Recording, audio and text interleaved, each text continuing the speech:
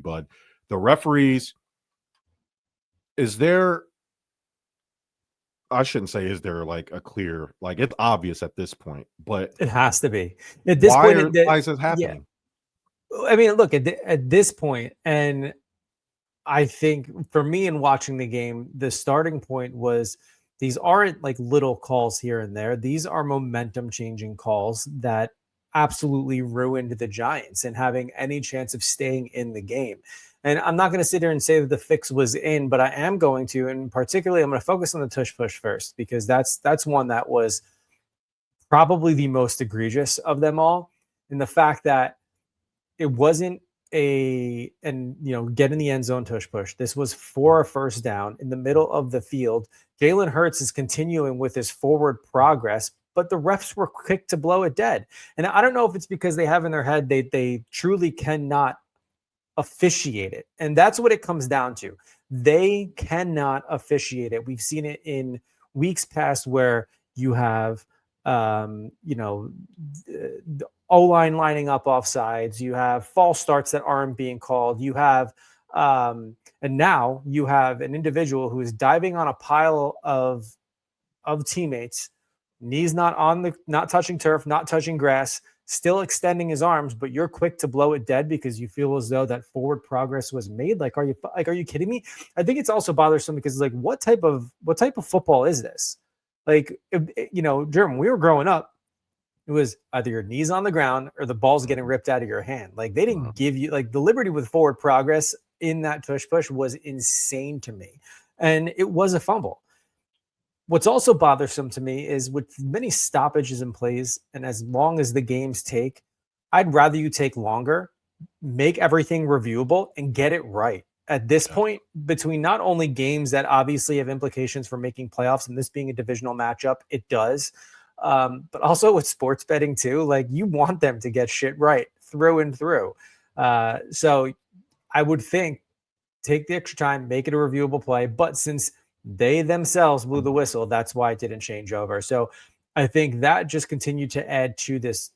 We have to ban the tush push. And look, anybody who's been listening week in and week out, my stance has always been, you have the ability to do it better. The past 4 weeks alone have completely changed my mind. If you can't officiate it, that means you're clearly making rules just for one team's benefit, which is insane to me. It absolutely is. We just can't keep doing this. But then later in the game, you had the offensive pass interference. It was actually a defensive pass interference, or just wipe them both clean, let them play, and that would have been a touchdown anyways. The illegal tackle that led to Scadaboo's injury, which was so disgusting, man. If I've got to see one more person's leg or foot on the wrong way this season, I don't know if I'm going to keep watching it. I don't know if I can handle this. It shouldn't have been like that. Now, I saw your post. It was honestly so perfectly said. There wasn't much I can add to it, but I will say I'm one to scroll the comments too. And anybody who's straight up defending Philly right now, you all need to get your heads checked. You do. You need to go get a CAT scan, make sure everything is firing properly as it should be, because I'll never understand just the blind allegiance to not even recognize that this is an issue. It's one thing if you're going to benefit from it, if it's like an iffy call. This was clear as day where you should agree, hey, I'm glad we benefited from it, but no, this is something that probably needs to change in the future. And then you always hear the excuse, well, Jerm, there were missed calls all over the place. The Giants got away with this. Look at all the holdings they got away with. It's there's always going to be missed calls. There always will be, but the momentum changing ones that's the difference maker one that right there. And especially something, again, going back to the tush push that nobody can stop because of it. It just can't happen anymore. Yeah. So look, here's the thing about the Eagles, and not only just the tush push, but the phantom calls overall. Everybody who doesn't live in a 75-mile radius of Philly thinks the NFL has this operation rigged for them. That's the narrative. That's the way it goes, right? The Patriots, then the Chiefs, and now the Eagles are getting these ticky-tack calls, but the problem is they're getting them when it matters. It's I don't know if Goodell has a giant Jalen Hurts poster up hoping for another Super Bowl run, but I did look into some data. Did you? Yeah. Next-gen data. Next-gen stats provided to me by the troll that lives in Mike Powers' basement. If you look over the last few seasons, The Eagles have consistently been one of the least penalized teams in the league. At least they're on the good side of what the penalty yard differential is, right? So that's really the real number. It's not the amount of flags they're getting, but like if your opponents are getting flagged for like 75 yards and you're only getting 5, that's a benefit. The Eagles have been consistently getting that. We saw that with the Bills game, like a couple with the that the Eagles played when all the Eagles last year, when the Eagles were like, "Oh, look, the Eagles beat the Bills."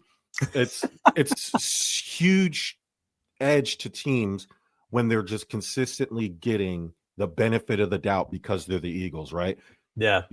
When it comes to the tush push, it was blown dead because the referees admittedly said that they can't properly officiate it.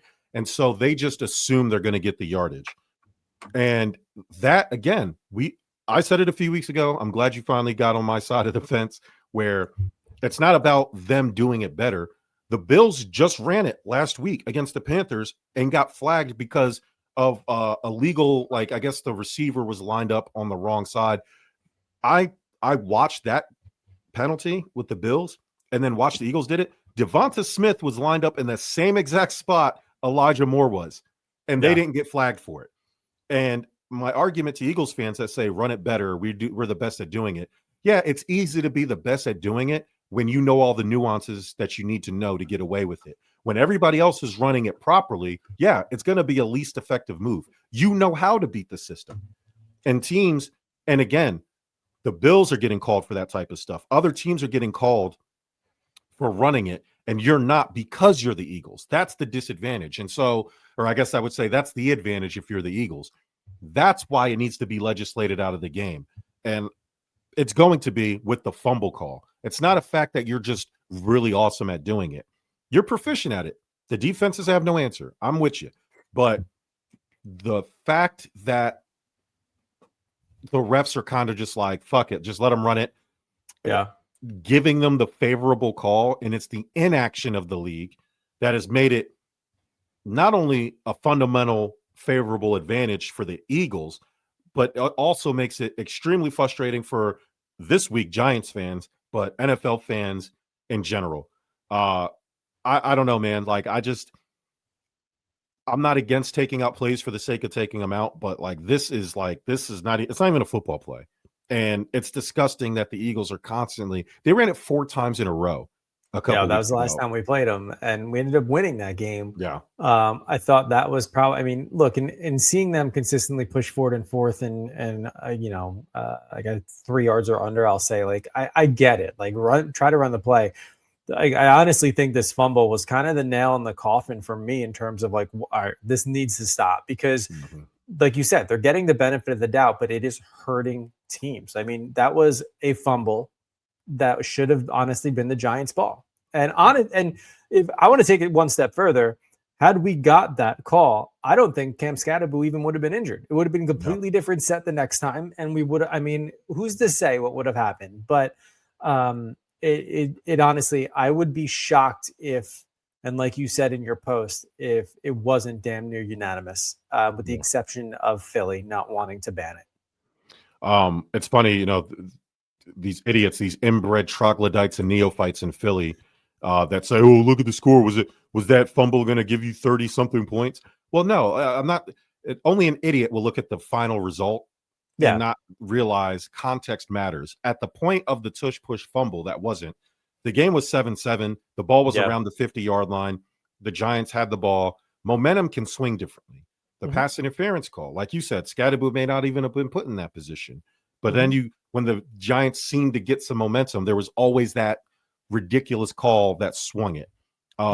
We witnessed this a couple weeks ago with the Philadelphia Eagles, where Jalen Hurts did something that should have been grounding. They threw a penalty flag and then just picked it up and didn't give an explanation to why. And the Eagles ended up getting the first down. It's consistently stuff like that. This isn't just once in a blue moon stuff. It's the Eagles are consistently getting these calls that are going their way. And it's blatant and it's obvious. And that's the problem. The guys on the couch like us can see it from TV without the benefit of instant replay. You have multi-million-dollar cameras in the stadium. I'm with you. If you're going to keep it, then everything should be reviewable. Do what the XFL did. You have the ability to have referees We have coaches in the skybox. Why can't the referees be in the skybox calling the game in real time? What do you don't want to demean what the referees are? I'm not saying replace the referees on the field, but what I'm saying is when you have bang stuff, or you have stuff that is a ref maybe not have the clear eyesight. What do you have all these cameras for that can count individual blades of grass if you're not going to use the replay and the cameras to help get the calls correct? Get them right. It's sickening. It's sickening. And I mean, look, I didn't expect. The Giants defense played poorly, and I'm not obtuse enough to say that. Oh yeah, I mean they ran 276 on us, and we're not going to stop the run game. We're probably not going to win, but it shouldn't have been as much of a blowout. I get a loss is a loss, but also the result may not, like you said, the result may not have been the same. The momentum swings would have changed the game. It wouldn't have ended, in the 38-20 loss that it was, because to me, that game was much closer than the end score was the result as. And look, nothing against Jackson Dart. I still think played a really good game. And he's really shaping up to be the quarterback. And honestly, I hope that he continues to get the reps throughout the rest of the season. And, just on it, like getting ready for next too, or hopefully we'll have more weapons around him as well. And maybe an offensive line that gives him time to throw.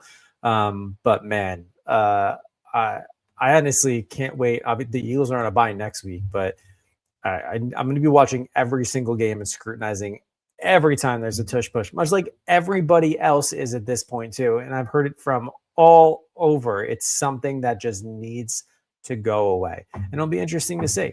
What I did find funny, and I almost texted you this too, but we've heard it so many times before on this podcast, Jerm, is I don't know if you caught Nick Sirianni's post-game speech in his locker room, but he said, and I quote, that was his favorite way to win. Do you know why? Why?